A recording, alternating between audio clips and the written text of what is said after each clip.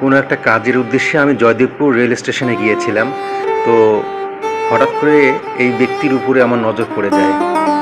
অত্যন্ত করুণভাবে একদম খোলা আকাশের নিচে একদম বিমর্ষভাবে বসে আছে। লোকটাকে দেখে অত্যন্ত মায়া লেগে গেল আমার। তো একটা ভিডিও নিয়ে নিলাম।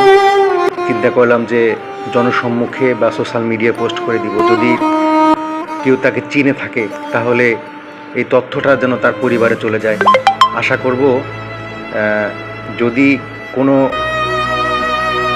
দর্শক তাকে চিনে থাকেন অবশ্যই তাকে তার ফ্যামিলিতে এই তথ্যটি বা এই ভিডিওটি, তার এই ফুটেজটি পৌঁছে দেওয়ার চেষ্টা করবে। আর যদি কোনো হৃদয়বান ব্যক্তি তার পাশে এসে দাঁড়ান, অত্যন্ত খুশি হব। এতটাই কষ্ট লাগতেছিল তার চেহারা, তার ছেঁড়া কাপড়, তার প্যান্ট, তার গায়ের শারীরিক অবস্থা, মাথার চুল, এগুলো দেখে আশেপাশে অনেক মানুষ, কিন্তু তার দিকে দেখার মতো কেউ নাই।